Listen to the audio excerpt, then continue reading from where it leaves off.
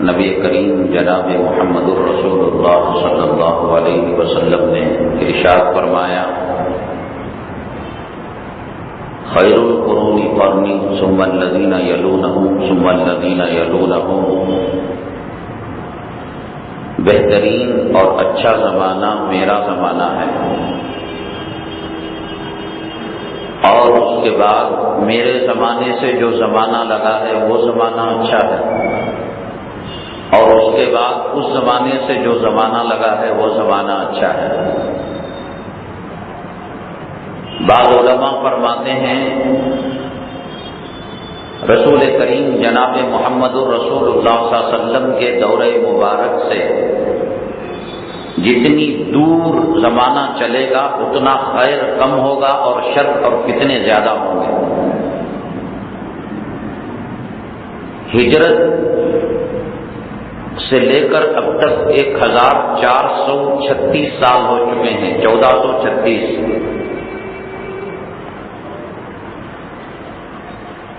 تو ظاہر سی بات ہے کہ زمانہ فتنوں کے قریب آ چکا ہے، آزمائشوں کے قریب آ چکا ہے، امتحانات کے قریب آ چکا ہے۔ رسول اللہ صلی اللہ علیہ وسلم کے دور مبارک میں عورتیں مسجد میں جماعت سے نماز پڑھنے آیا کرتی تھیں۔ رسول اللہ صلی اللہ علیہ وسلم کے پردہ فرمانے کے بعد ابھی ازواج مطہرات جو رسول اللہ صلی اللہ علیہ وسلم کی بیویاں ہیں، صحابہ کرام ہیں، ابھی حیات ہیں، اور یہ وہ زمانہ کہ جس کو کہا جاتا ہے مشہود لہا بالخیر، کہ جس کی شہادت دی گئی خیریت کی، یہ وہ زمانہ ہے۔ امی جان عائشہ صدیقہ رضی اللہ تعالیٰ عنہا فرماتی ہیں کہ اگر اس زمانے میں رسول اللہ صلی اللہ علیہ وسلم موجود ہوتے تو عورتوں کو مسجد میں آنے سے منع فرماتے۔ انٹرنیٹ آیا نہیں تھا، ٹی وی آئی نہیں تھی، ریڈیو نہیں آیا تھا، ناچ گانے کی محفلیں شروع نہیں ہوئی تھیں، صحابہ ہی کا زمانہ تھا، صرف آقائے دو عالم صلی اللہ علیہ وسلم پردہ فرما چکے تھے، آفتاب نبوت غروب ہو چکا تھا۔ صرف غروب ہونے کی وجہ سے ایسے اثرات صحابہ کرام نے دیکھے کہ حضرت عائشہ صدیقہ رضی اللہ تعالیٰ عنہ نے کیا دیکھا ہوگا کہ آپ نے فرمایا آج کی طرح تو نہیں کہ ٹائٹ چست چہرے کو کھلا رکھ کر، نیل پالش لگا کر، لپسٹک لگا کر، بازاری بےہودہ بے شرم عورتوں کی طرح تو الیاذ باللہ وہ خواب میں بھی نہیں سوچ سکتے۔ کیا صورتحال رہی ہوگی کہ آپ نے فرمایا آقا اگر ہوتے تو عورتوں کو کہتے کہ تم مسجد ہی میں نماز پڑھو، اور اس کے بعد حالات ایسے بن گئے کہ اس جیسی روایتوں کی بنیاد پر صحابہ کرام کا اجماع ہوا کہ عورتیں مسجد ہی کے اندر نہ آئیں اور اپنی انفرادی نمازیں گھروں کے اندر پڑھا کریں۔ تو اسی زمانے کے اندر وہ چیز رسول اللہ صلی اللہ علیہ وسلم کا آفتاب نبوت غروب ہونے کے بعد وہیں سے چیزیں نظر آنے لگی تھی۔ اب تو 1436 سال کتنا لمبا عرصہ گزر چکا ہے، زبردست کہاں سے کہاں جا چکا ہے۔ ایسا زمانہ کہ جس کے بارے میں آقا دو عالم صلی اللہ علیہ وسلم نے فرمایا فتنے ایسے اتریں گے جیسے برسات کے پانی کے قطروں کی طرح۔ کوئی گن سکتا ہے برسات کے پانی کو، بارش کے پانی کو؟ کوئی نہیں گن سکتا۔ ایسے فتنے ہوں گے۔ بڑی مصیبت یہ ہے کہ ہم جس زمانے میں ہیں اور جس فضاؤں میں سانس لے رہے ہیں یہ وہی فتنوں کا زمانہ ہے کہ جس کے اندر سیاہ رات کی طرح اور بارش کے قطروں کی طرح فتنے ہیں۔ اللہ کے حبیب پاک جناب محمد الرسول اللہ صلی اللہ علیہ وسلم کی جو تعلیمات ہیں قیامت تک کے لیے، ابد الآباد کے لیے، ہمیشہ کے لیے ہیں۔ ایسے زمانے کے لیے کہ جس زمانے کے اندر فتنے عام ہو چکے ہوں، مساجد کے اندر بھی فتنے ہیں۔ آج حدیث میں آقا دو عالم صلی اللہ علیہ وسلم نے فرمایا مساجدہم عامرۃ وہی خراب، مسجد پرشکوہ عمارتوں میں ہوگی لیکن ہدایت سے خالی ہوگی۔ آج بتائیے کہ صاحب ماربل کہاں سے لایا جا رہا ہے، قمقمے کہاں سے لائے جا رہے ہیں، اور مسجد کو کیسے تاج محل کی طرح خوبصورت بنایا جا رہا ہے، لیکن ہدایت کے کام وہاں نہیں ہو رہے ہیں۔ رسول اللہ صلی اللہ علیہ وسلم کی سنتوں کو زندہ کرنے کا کام ان عمارتوں سے نہیں ہو رہا ہے۔ وہ ایگزیبیشن ہو چکا ہے، وہ ایک دیکھنے کی چیز بن چکے ہیں کہ لوگ آتے ہیں کہتے ہیں صاحب پیان کیسا ہے، قمقمہ کیسا ہے، فانوس کیسا ہے، قالین کیسا ہے، تعریف کس کی ہو رہی ہے۔ جیسے آج کل یہ ٹراول والے، حج کے ٹور اینڈ ٹراول والے کیا کہتے ہیں، بنگلور کا کھانا دیں گے۔ کیا بنگلور کے لوگ مر بھوکے ہیں کہ مکے میں جا کر بھی بنگلور کی اڈلی مانگتے ہیں، بنگلور کا مسالہ ڈوسا مانگتے ہیں؟ ان کو یہ کہنا چاہیے کہ آپ حرم پاک میں آئیں گے تو آپ کو عالم باللہ اور ولی اللہ کے ذریعے سے ایسے آپ کی تربیت کی جائے گی کہ اللہ تعالیٰ کی جو تجلیات، اللہ تعالیٰ کے جو انوار و برکات حرم مکی میں اترتے ہیں، اس سے آپ منور ہو کر مالا مال ہو کر لوٹیں گے۔ کوئی ایسا بولتا ہے کیا کہ صاحب ہمارے ٹراول میں آؤ، ہم تمہیں حج کا جو سفر ہے پکنک کا سفر نہیں ہے، تم نہ کٹ دیتی، تم نہ ہٹ دیتی، تم نہ شوگر پیشنٹ کی رعایت کرتی، تم نہ ویل چیئر دیتی، یہ سب کیا ہے؟ پکنک ہے کیا؟ فرانس کو جاؤ، امریکہ کو جاؤ، برطانیہ کو جاؤ، تم نہ ساؤتھ انڈین کھانا دیتی، صبح میں شام میں چائے دیتی، چائے پینے جا رہا ہوں حرم مکی کو۔ مجھے یہ بتائیے، آپ کے گھر آپ کا داماد آئے، آپ کا بہن بھی آئے، آپ کوئی نوجوان لڑکا، اس کی نسبت ہوئی ہو لڑکی سے، اس لڑکی کے گھرانے والے آئے، اس کو خالی بھیج دیں گے آپ؟ بتائیے، اللہ فقیر اپنے شایان شان اپنے مہمان کی عزت کرتا ہے، کوئی گلاس دودھ دے گا، چائے دے گا، بسکٹ دینے کی حیثیت ہے بسکٹ دے گا، شو دینے کی حیثیت ہے شو دے گا، نمکین دے گا، کھانا کھلانے والا کھانا کھلائے گا۔ کھانا کھلانے میں کوئی 4 قسم کا، کوئی 10 قسم، جس میں جتنی طاقت ہے وہ اپنے مہمان کو خوش کرنے کی کوشش کرتا ہے۔ حاجی اللہ کا مہمان ہوتا ہے اور اس کا میزبان اللہ تعالیٰ ہوتا ہے، اور اس کو کہتے ہیں کہ ہم تمہیں ساؤتھ انڈین کھانا دیں گے، بنگلور کا کھانا دیں گے، اللہ نہیں کھلائے گا۔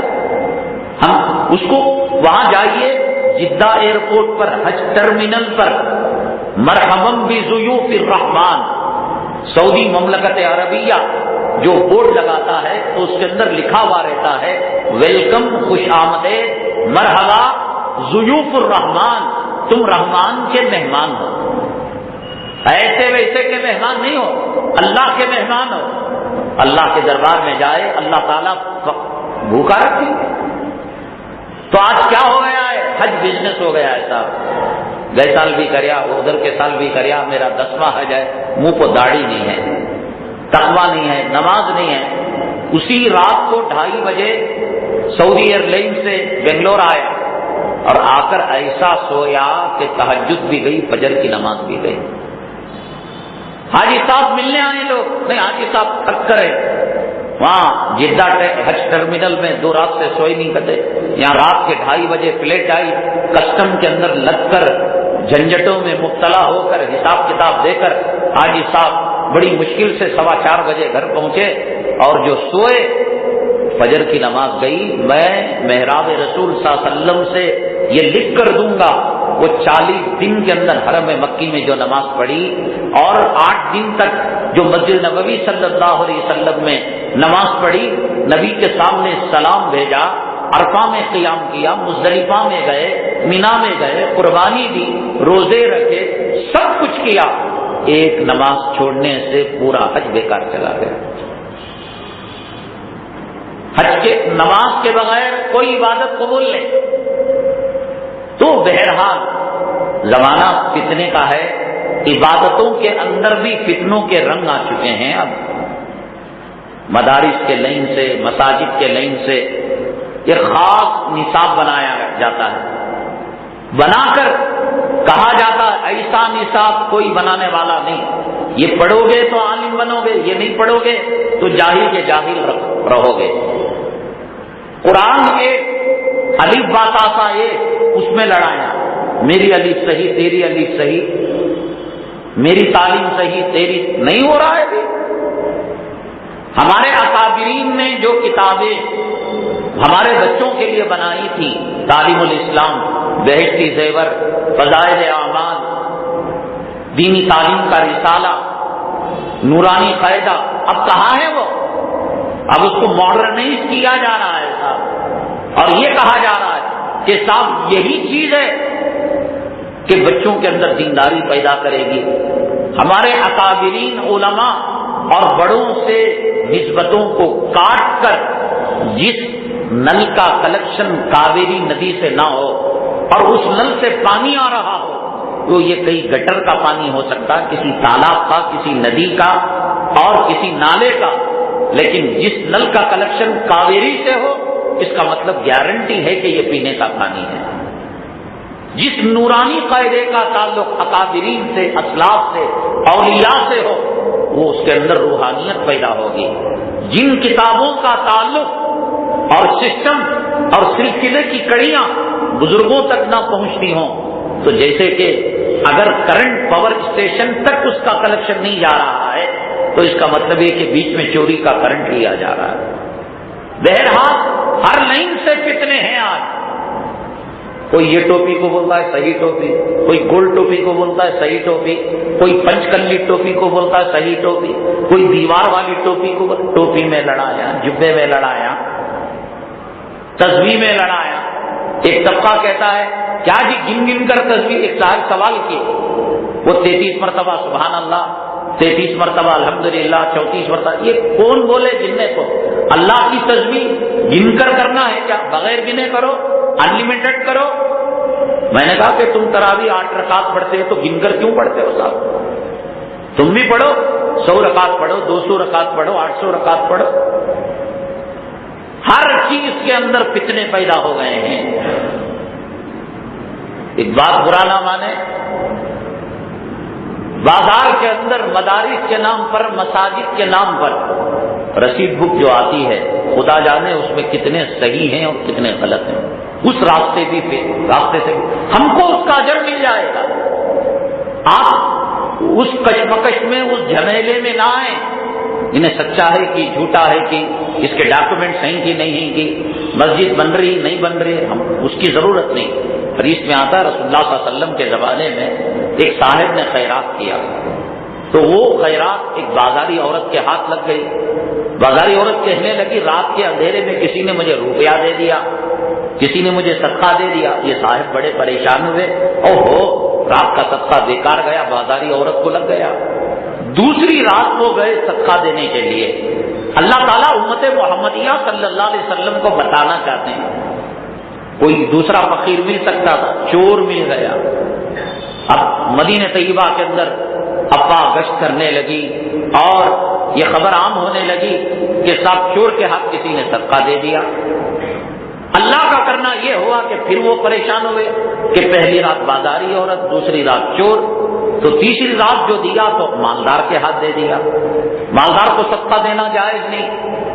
اب پھر مدینہ منورہ کے اندر یہ بات مشہور ہو گئی کہ صاحب کسی نے مالدار کو، وہ بڑے پریشان ہوئے، رسول اللہ صلی اللہ علیہ وسلم کے پاس گئے۔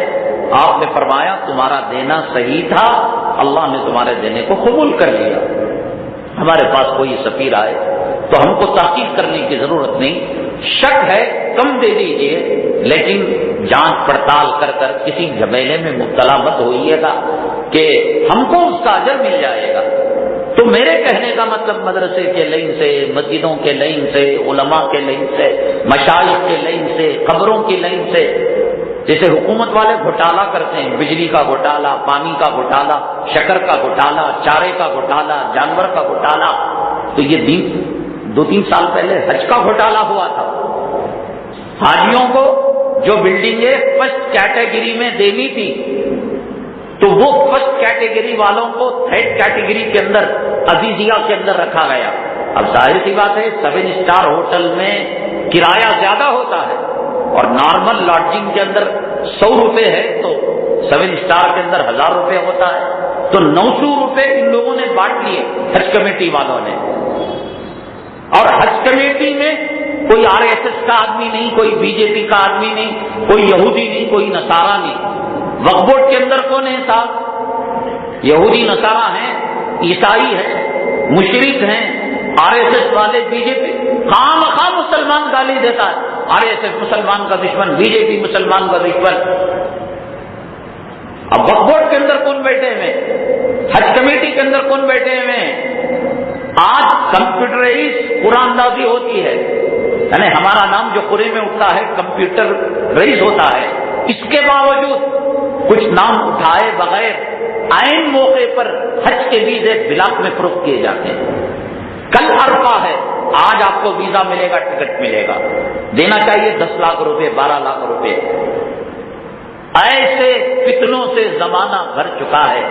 حج کے نام پر, نماز کے نام پر, عبادتوں کے نام پر, روزے کے نام پر, مدرسوں کے نام پر, چندوں کے نام پر. جیسے ایک مرتبہ ہمارا سفر ہوا تھا کشمیر کا, ٹھنڈ کا زمانہ تھا, دریچوں کو بند کر دیا گیا, کھڑکیوں کو بند کر دیا گیا, کوئی سوراخ نہیں تھا. اور وہاں جو لکڑی ڈالی جاتی ہے وہ اخروٹ کے درخت کی لکڑی, سیب کے درخت کی لکڑی, وہ ٹیمپریچر کو ادھر سے ادھر آنے نہیں دیتی.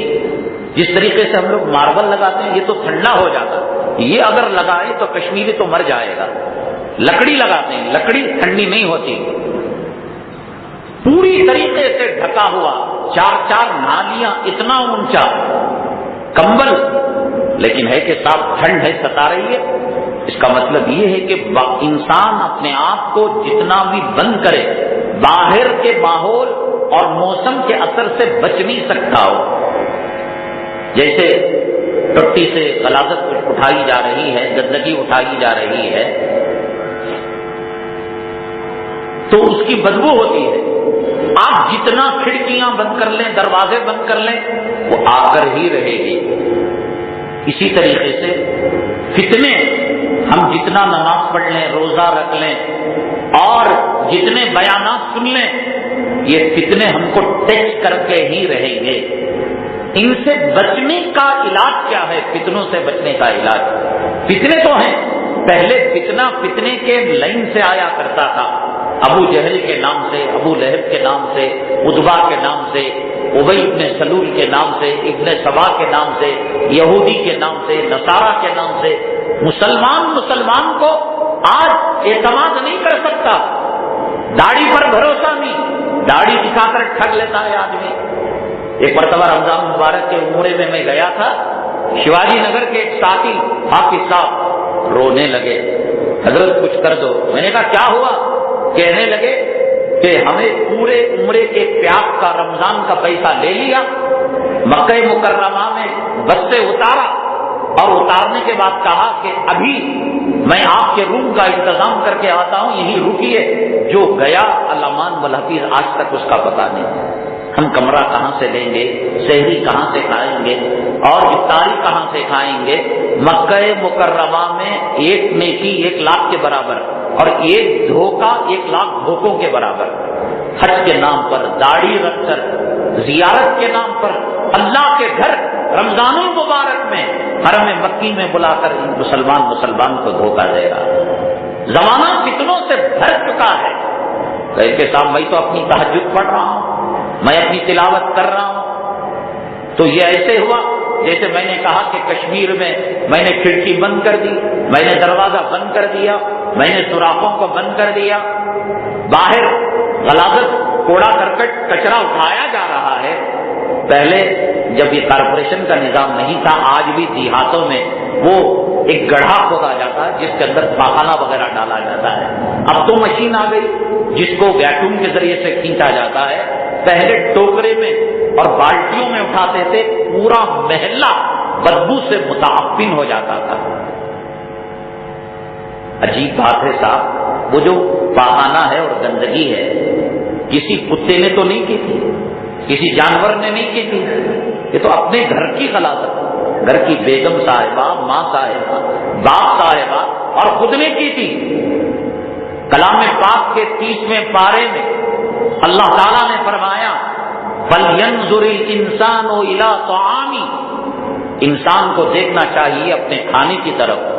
حضرت عبداللہ ابن عباس رضی اللہ تعالیٰ عنہ فرماتے ہیں کہ اپنے کھانے کی طرف کیا مطلب؟ موز کھا رہا ہے تو دیکھے گا تو موز ہی ہوگا، موز سیک تو نہیں ہوگا۔ مچھلی کھا رہا ہے تو مچھلی ہوگی، وہ تو مٹن نہیں ہو جائے گا، مٹن جو ہے بیف نہیں ہو جائے گا، جو ہے وہ حضرت عبداللہ ابن عباس رضی اللہ تعالیٰ جو رئیس المفسرین ہیں، یعنی پورے مفسروں کے سردار ہیں، جیسے حضرت عبداللہ ابن مسعود رضی اللہ تعالیٰ عنہ پورے فقیہوں کے سردار ہیں، پھر وہاں سے رسول اللہ صلی اللہ علیہ وسلم تک سلسلہ جاتا ہے۔ تو چنانچہ حضرت عبداللہ ابن عباس رضی اللہ تعالیٰ عنہ نے فرمایا فَلْيَنْظُرِ الْإِنسَانُ إِلَىٰ طَعَامِهِ، انسان کو چاہیے کہ اپنے کھانے کی طرف، تو کہا یہ جو پٹ پاک کرتے ہو، نکالتے ہو، تو ذرا سوچو اسی کھانے کے واسطے تم اپنی زندگی برباد کر رہے ہو۔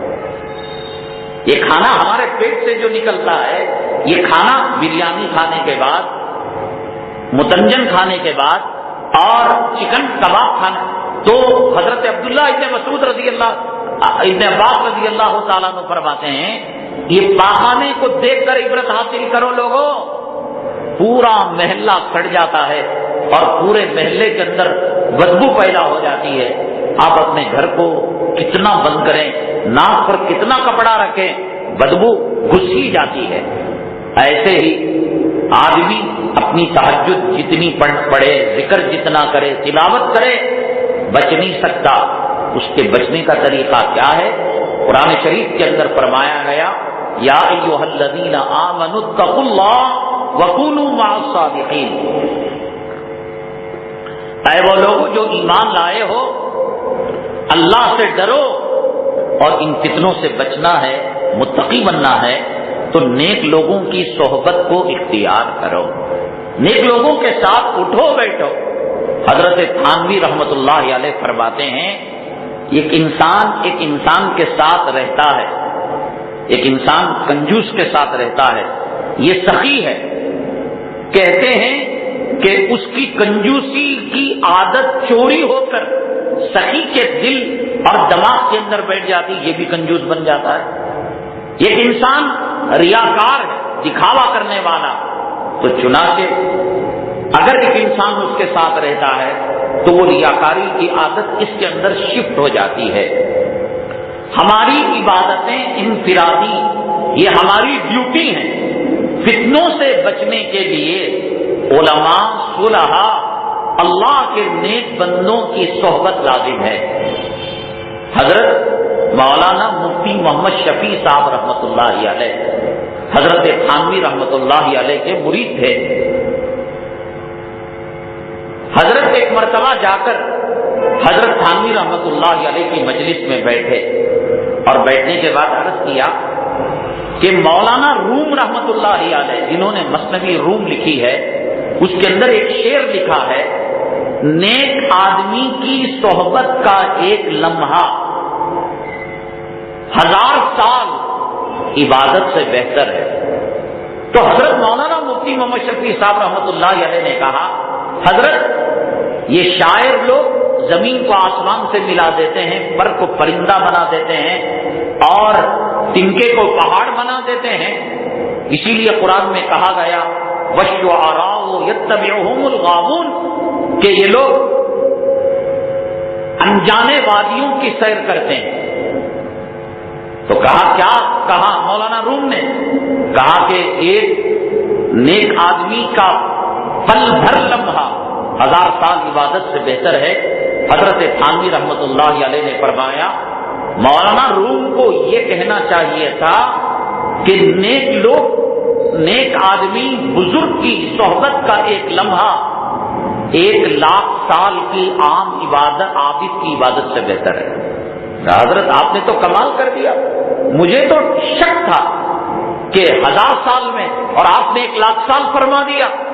حضرت تھانوی رحمت اللہ علیہ نے فرمایا شیطان طاؤس الملائکہ کا، فرشتوں کے اندر بہت اونچا مقام رکھا کرتا تھا، لیکن گھمنڈ پیدا ہوا، کبر پیدا ہوا، اللہ تبارک تعالیٰ نے اپنے دربار سے نکال دیا ذلیل کر کر، اور کہا کہ لعنت کا طوق تیرے گلے کے اندر ہمیشہ ہمیشہ رہے گا۔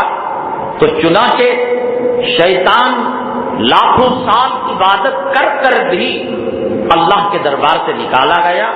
ایسی عبادت جو اخلاص سے خالی ہو، ریاکاری اس کے اندر ہو اور شیطانیت ہو، اللہ کے یہاں وہ قبول نہیں ہے۔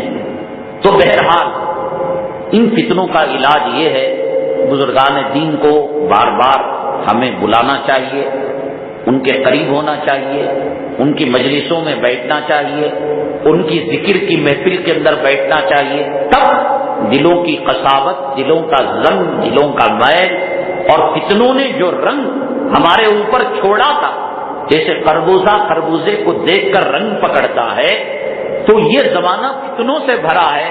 ہم بازار میں جاتے ہیں، نہ آنکھ کی حفاظت ہوتی ہے، نہ زبان کی حفاظت ہوتی ہے، نہ کان کی حفاظت ہوتی ہے، آ رہے ہیں جمعہ کی نماز کے لیے اور آنکھ زنا کر رہی ہے۔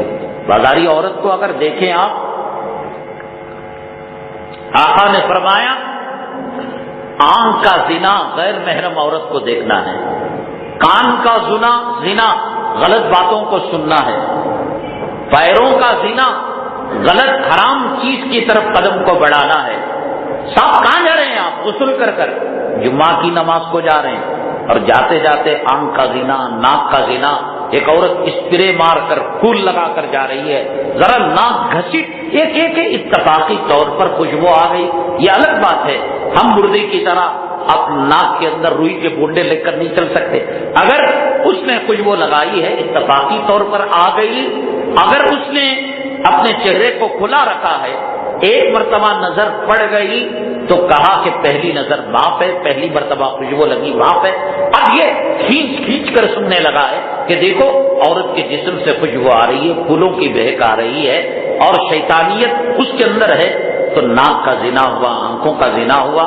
تو آدمی آنکھیں بند کر کر تو چل نہیں سکتا، اب آنکھیں بند کر کر چلے گا تو نالے میں گر جائے گا، آدمی سے ٹکرا جائے گا، اس لیے کھول رہا ہے۔ تو صاحب بے پردہ لڑکیاں ہیں، تو ایک مرتبہ نگاہ جانے کے بعد آدمی اپنے نگاہ کی حفاظت کر لے۔ حدیث پاک میں آتا ہے جو آنکھ کے زنا سے بچے گا، اللہ تعالیٰ اسے عبادت کے اندر لطف اور لذت پیدا کرے گا۔ آج ہمیں نماز میں مزہ نہیں ملتا، تلاوت میں مزہ نہیں ملتا، عبادتوں میں مزہ نہیں ملتا۔ اللہ اکبر کھڑ گئے اور پتہ نہیں دکان میں خیال ہے، بچوں میں خیال ہے اور قرض والے کا خیال ہے۔ نمازوں میں لطف نہ آنا، لذت کا نہ ملنا، یہ اس لیے کہ ہم نے آنکھوں کی حفاظت نہیں کی۔ حضرت حسین جو رسول اللہ صلی اللہ علیہ وسلم کے نواسے تھے، نماز پڑھ رہے تھے، عمارت ایسی پختی نہیں تھی، گھاس پھوس کی عمارت تھی اور سوکھی لکڑیاں تھی، آگ لگ گئی۔ ہم لوگ پکارنے لگے حسین حسین نکلو۔ شریعت کا مسئلہ یہ ہے کہ اگر جان کا دھوکہ ہو تو نماز کو توڑا جا سکتا ہے۔ سانپ آ گیا، بچھو آ گیا، چور آ گیا، قاتل آ گیا اور بڑی چیز چوری کر رہا ہے۔ ایک تو ہے کہ صاحب 150-200 کا موبائل ہے، آدمی اس کے لیے نماز توڑ نہیں سکتا، لیکن 50,000 کا موبائل ہے، 1.25 لاکھ کا لیپ ٹاپ رکھا ہوا ہے، تو آدمی اپنی نماز کو توڑ سکتا ہے اور بعد میں دوہرا لے۔ جان کا ڈر ہے، خدشہ ہے، آدمی نماز کو توڑ سکتا ہے۔ لوگ پکارنے لگے حسین حسین، آگ لگی ہے۔ پہلی رکعت ہوئی، دوسری رکعت ہوئی، سجدہ ہوا، تشہد ہوا، سلام پھیرے، اب ہو آگ لگی ہے تو باہر آئے، کہا کہ حضرت حسین ہم آپ کو کب سے بتا رہے ہیں آگ لگی ہے، آپ کو آگ کی گرمی نہیں آئی؟ کہنے لگے جہنم کی آگ نے مجھے دنیا کی آگ سے غافل کر دیا ہے، میں نماز میں کھڑ کر میں جہنم کی آگ کا تصور میرے سامنے تھا، جنت کی طلب تھی، مجھے پتا ہی نہیں۔ اچھا بھی اس زمانے کے اندر سرجری ہوتی تھی نہیں ہوتی تھی؟ نہیں ہوتی تھی، تیر لگ جاتا جہاد کے میدان میں، جنگل میں جاتے کانٹا چپ جاتا تو اینستھیسیا جو بے ہوش کرنے کے لیے جو دیا جاتا تھا وہ کیا تھا؟ صحابہ کرام کے زمانے میں کچھ بھی نہیں تھا، نہ جڑی بوٹی تھی، نہ انجیکشن تھا، نہ گیس تھا، نہ سن کرنے کا انجیکشن تھا. بس یہ ہوتا کہ خامن کھڑا ہو جاتا نماز میں، بیگم سے کہتا کہ میرے نماز میں کھڑے ہونے کے بعد وہ تیر کھینچ لینا. آج ہمیں کیوں مزہ نہیں؟ ہم برابر بتا سکتے ہیں. پہلی رکعت میں سورہ فاتحہ کے بعد قل هو اللہ کی 2 آیتوں کے بعد کرنٹ گیا. تیسری رکعت میں امام صاحب رکوع میں گئے، کرنٹ آیا. ہمارا تال میل، ہمارا نیٹ ورک اللہ تعالیٰ کے دربار میں ہم کھڑے ہونے کا احساس، عبادت کی لذت، عبادت دعا کرتے ہیں. دعا کیوں آہستہ دعا ہم کرتے ہیں؟ اس لیے کہ آدمی اپنی دعا کرے. امام اگر زور سے دعا کرے گا تو آپ کو کیا پتا؟ اگر امام صاحب زور سے دعا کرے ربنا ظلمنا انفسنا وان لم آمین ربنا اغفر لنا ولاخواننا آمین، بھئی اس کا کیا ترجمہ؟ اس لیے نماز کے بعد دعا کو آہستہ رکھا گیا. آپ اپنی ضرورت مانگیں، آپ اپنی ضرورت مانگیں. یہ طالب علم ہے، ان کا اقدام ہے. اللہ فرض کی نماز کی بات کی دعا قبولیت کا وقت ہے. اللہ اقدام کو جا رہا ہوں تو محض اپنے فضل و کرم سے رسول اللہ صلی اللہ علیہ وسلم کے صدقے میں میرا اقدام آسان کر دے. ایک تاجر صبح میں 9 بجے یا اشراق کے بعد دکان کھولا، ظہر تک نہیں چلی، عصر تک نہیں چلی، مغرب تک نہیں چلی. اب دل میں درد پیدا ہوا، اللہ میرے بچوں کو کیا منہ دکھاؤں گا؟ گھر میں کھانے کے لیے چاول نہیں ہے، یا کھانا ہے سالن نہیں ہے. اب وہ مغرب کی بات، اللہ تعالیٰ کی ہم نبی پر درود، اللہ میرے دکان کو گاہک بھیج دے، تو رازق ہے، تو مالک الملک ہے مولا، تو میرے پیسوں کا انتظام کر دے. کوئی قرض دار عشاء کے بعد آنے والا ہے، صبح سے شام تک بے پار نہیں ہوا، اب اس کو 50,000 روپے واپس کرنے ہیں، 500 روپے واپس کرنے ہیں. اب عشاء کی نماز کے بعد، فرض نمازوں کے بعد جو وقت ہوتا ہے وہ قبولیت دعا کا وقت ہوتا ہے. آج یہ دعا بھی ریڈی میڈ ہو گئی. امام کیا پڑھ رہا ہے مقتدیاں کو معلوم نہیں، مقتدی کس چیز پر آمین بول رہے ہیں ان کو معلوم نہیں. تم لوگ عرب میں پیدا ہوئے کہ امام صاحب عربی میں دعا کرے آمین آمین آمین. اگر امام صاحب کہے میری بنین پھٹ گئی اللہ دوسری بنین دے، آپ کہیں گے آمین؟ آپ کو کیا ضرورت ہے؟ آپ مانگے. اچھا بھائی دعا ایک ہے یا دعا بہت ساری ہیں؟ مسجد میں داخل ہونے کی دعا ہے نہیں ہے؟ ہے. وہ زور سے پڑھتے ہیں آہستہ پڑھتے ہیں؟ بولو آہستہ نا. مسجد سے نکلنے کی دعا آہستہ، بیت الخلاء میں جانے کی دعا آہستہ، بیت الخلاء سے نکلنے کی دعا آہستہ، لباس پہننے کی دعا آہستہ، سفر کی دعا سبحان اللہ، ساری دعائیں آہستہ ہیں. اور نماز کے بعد دعا آپ نے زور سے کر دی، وہ بھی تو دعا ہے. چلو مجمع بیٹھا ہوا ہے، نکاح کی محفل ہے، بیان کی محفل ہے، رخصتی ہو رہی ہے. اب میں بیان کرتے کرتے اٹھ کو بھاگیا تو بولیں گے اسے سام کاٹ بیلے کیا؟ اس کا طریقہ کیا ہے؟ بیان ختم کر کر دعا کرے. تو یہ دعا سگنل ہے کہ ساتھ ہم مل کر دعا کرے، اللہ ہمارے بیان کو قبول کرے، نصیحتوں کو قبول کرے، تو بات سمجھ میں آنے والی ہے. لیکن جو قبولیت کا وقت ہے، بعض اوقات تہجد کے وقت دعا قبول ہوتی ہے، فرض نمازوں کے بعد دعا قبول ہوتی ہے، سحری کے وقت دعا قبول ہوتی ہے، افطاری کے وقت دعا. وہ دعا کو زور سے بلا کر ایک آدمی سے ہم اپنے مقصد سے کی پیچھے دعائیں جتنی بھی ہیں سب آہستہ ہے. قرآن میں ہے ادعوا ربکم تضرعا وخفیا، کہ تم اپنے رب سے مانگو گڑ گڑا کر وخفیا، آہستہ. ہر دعا مجھے بتاؤ کون سی؟ ایک دعا ہے جس کو زور سے پڑھنے کا حکم ہے. کون سی؟ ہم کسی کے گھر مہمان بن کر گئے، دعوت کھائی، دعوت کھانے کے بعد اس لیے کہ شریعت کے اندر عبادت اور انسانیت میں ٹکراؤ پیدا ہوتا ہے.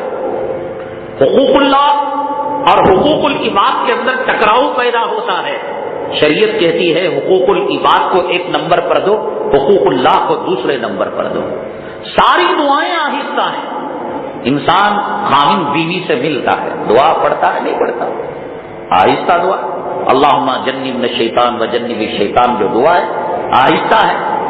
انسان کسی شہر کے اندر جاتا ہے، دعا ہے ربی انزلنی منزلا مبارکا وانت خیر المنزلین، آہستہ دعا، مصافحہ کرتا ہے یغفر اللہ لنا ولک، ہر دعا آہستہ ہے، لیکن ایک دعا ہے وہ زور سے پڑھنا ہے۔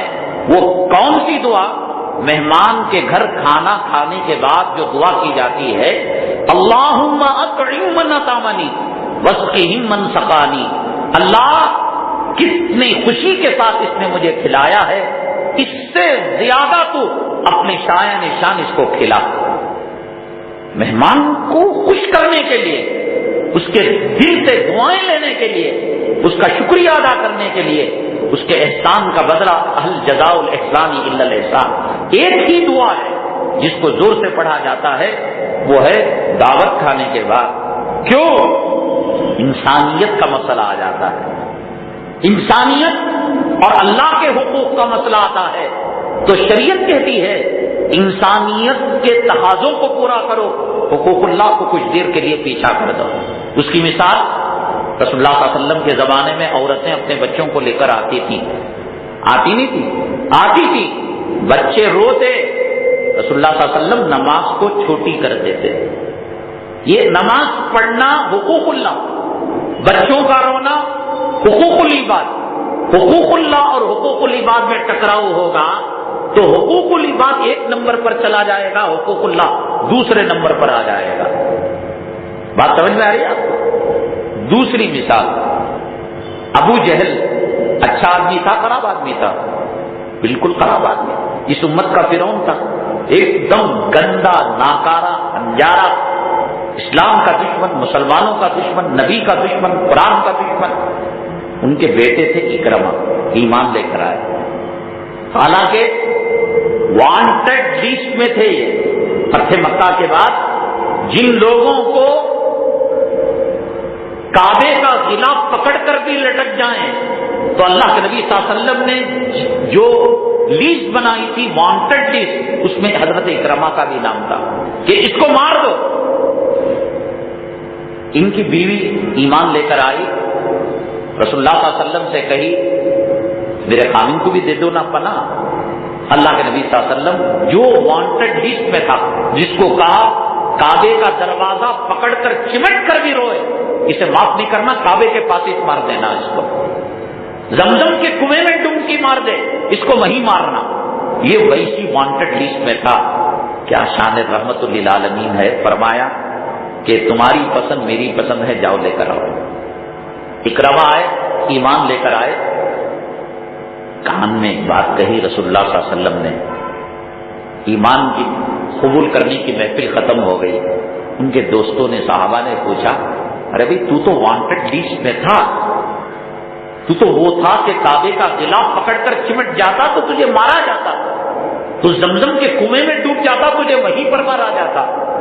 ایک تو یہ کہ اللہ کے نبی نے ایمان سے تجھے مشرف کیا، مالا مال کیا، اور کان میں بھی کوئی بات کہی، کوئی ڈانٹا ہوگا، کچھ الٹایا ہوگا، تجھ کو کچھ برا بھلا کہا ہوگا۔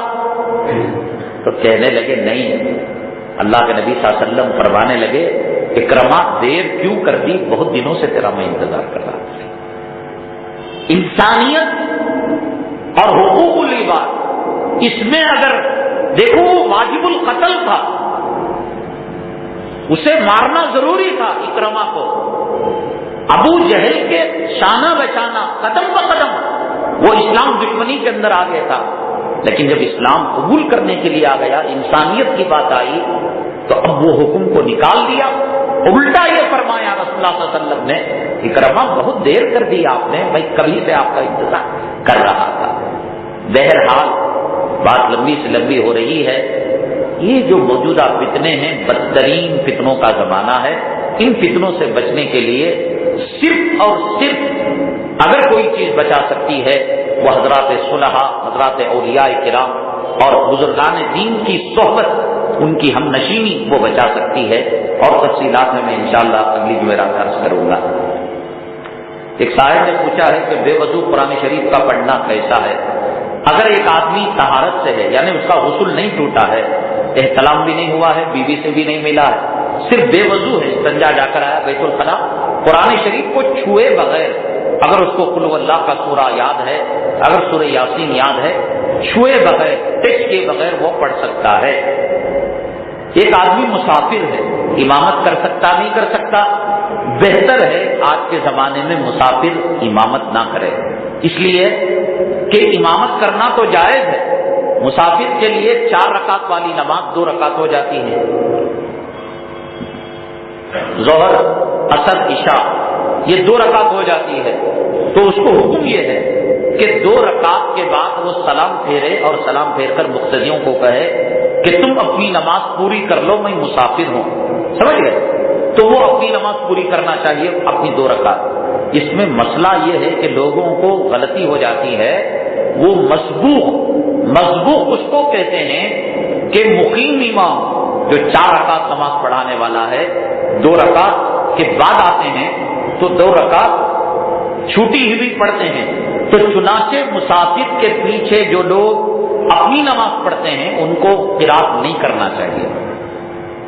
مسافر امام نے السلام علیکم ورحمۃ اللہ، السلام علیکم ورحمۃ اللہ، میں پیچھے ہوں، میں مقیم ہوں، میرے اوپر سفر کے احکام، مجھے کھڑا ہونا چاہیے، اللہ اکبر باندھ لیا، نہ میں سورہ فاتحہ پڑھوں گا نہ میں ضم سورہ پڑھوں گا۔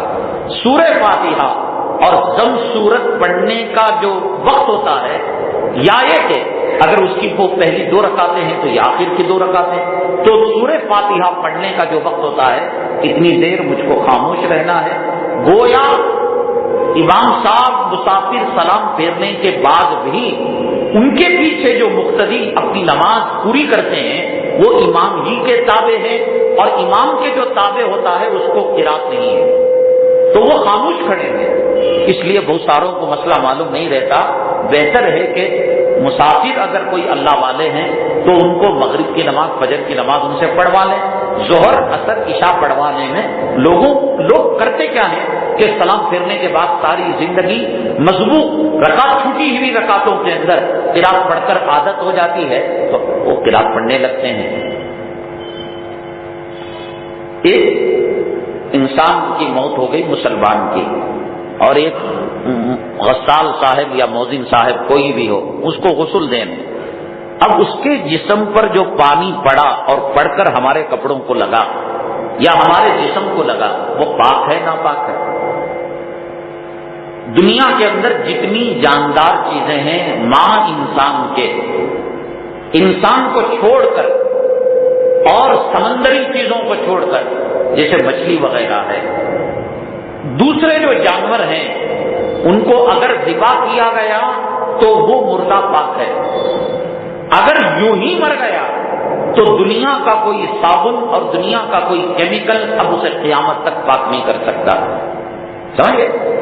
گھر کے اندر ہم نے کبوتر پال رکھا ہے، کبوتر اپنے آپ مر گیا تو وہ ناپاک ہے، اس سے پانی ٹچ ہو کر ہمارے کپڑے کو لگے گا تو ہمارا کپڑا ناپاک ہو جائے گا۔ بکری ذبح کیا تو اس کے بعد ٹچ ہو کر پانی لگے گا، پاک ہے۔ بکری مر گئی، اب دنیا کی کوئی طاقت اس کو پاک نہیں کر سکتی۔ مچھلی سمندر کی ہے، مچھلی مر جائے تو تب بھی وہ پاک رہتی ہے، سمندر کی چیزیں۔ انسان کا مسئلہ یہ ہے، اللہ نے اس کو شرافت سے نوازا ہے، انسان کو جو چیز ناپاک کرنے والی ہے، بیوی کا ملنا، احتلام کا ہونا، یہ غسل کو واجب کرتا ہے، ایسے ہی انسان کی موت انسان کو ناپاک کر دیتی ہے۔ جیسے ملاقات میاں بیوی کی ہونے سے، احتلام سے غسل ٹوٹ جاتا ہے، مرنے سے بھی غسل ٹوٹ جاتا ہے اور جسم ناپاک ہو جاتا ہے، تو چنانچہ میت کو پہلی مرتبہ جو پانی ڈالا جائے گا، ابھی مرا ہے، اس کو غسل کیا جا رہا ہے، وہ پانی ٹچ ہو کر کپڑے کو لگے گا تو کپڑا ناپاک ہو جائے گا۔ جتنا کپڑے پر پانی لگا اتنا دھونا پڑے گا، جتنا جسم کو لگا اتنا جسم دھونا پڑے گا۔ ایک مرتبہ میت کے اوپر پانی بہا دیا تو اب وہ پاک ہو گیا، دوسری مرتبہ کا پانی اس کے جسم کو مارا اور وہ اڑ کر آیا، اب ناپاک نہیں۔ جانور میں انسان میں فرق یہ ہے کہ جانور بغیر ذبح کیے مر گیا، جانور قربانی کے لیے لیا تھا ہم نے، بکری پالی تھی، مر گئی، تو اب قیامت تک کوئی چیز اس کو پاک نہیں کر سکتی۔ ذبح کیے بغیر اگر مر گیا جانور، انسان مرا تو ایک مرتبہ پانی پورے جسم میں بہنے کے بعد اب پاک ہو گیا، سیکنڈ پانی اگر اس کے جسم کو لگ کر ہمارے جسم کو لگ رہا ہے، کپڑوں کو لگ رہا ہے، تو ان کپڑوں کے ساتھ نماز پڑھی جا سکتی ہے۔ عورت اگر نماز پڑھتی ہے تو جتنے اعضاء وضو کے ہیں اور ہاتھوں کے اندر کلائیاں تک، ہاتھوں کے اندر تو کوہنی تک ہاتھ دھویا جاتا ہے، یہ چھوڑ کر ہاتھوں کی کلائیاں جہاں بنگڑی عورت کی آتی ہے، پیروں کے پنجے اور جتنا حصہ وضو میں منہ دھویا جاتا ہے، اتنا چھوڑ کر کوئی اور حصہ، سر کے بال ہی کیوں نہ ہو، چوٹی ہی کیوں نہ ہو، 3 سبحان اللہ کے مقدار نظر آنے پر اس کی نماز ٹوٹ جاتی ہے۔ عورت چھوٹی چولی پہنی، ساڑی پہنی، اس کی کمر دکھی، اس کی پیٹھ دکھی، اس کا جسم دکھا، 3 سبحان اللہ کی مقدار میں اس کا جسم دکھنے سے اس کی نماز نہیں ہوتی۔ پورا میکسی پہنی، پورا جسم ڈھکا ہوا ہے، لیکن اس میں جو دوپٹہ اوڑھنی پہنی ہے وہ ٹرانسپلانٹ ہے، جیسے پردے باریک ہوتے ہیں ادھر کا ادھر دکھتا ہے، ٹرانسپلانٹ کہتے ہیں۔ ایسا دوپٹہ عورت نے ڈال رکھا ہے کہ سر کی چوٹی نظر آ رہی ہے تو اس میں بھی اس کی نماز نہیں ہوتی۔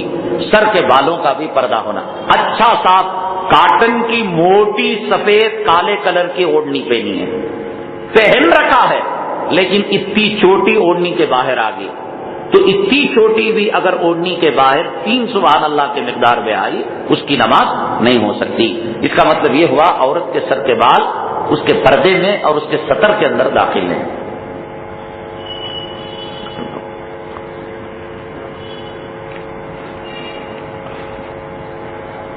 ہفتے کے دن 12 سپتمبر بعد نماز عشاء کاہا مسجد بیجے ہلی دیور جیون ہلی پولیس اسٹیشن جہاں آنند تھیٹر تھا یا ہے معلوم نہیں، اس کے سامنے آزاد ہندوستان کا مظلوم مسلمان کی عنوان سے ہمارا بیان ہوگا، اور عورتوں کے لیے بھی اس کے اندر نظم کیا گیا، حضرات سے شرکت کی درخواست ہے۔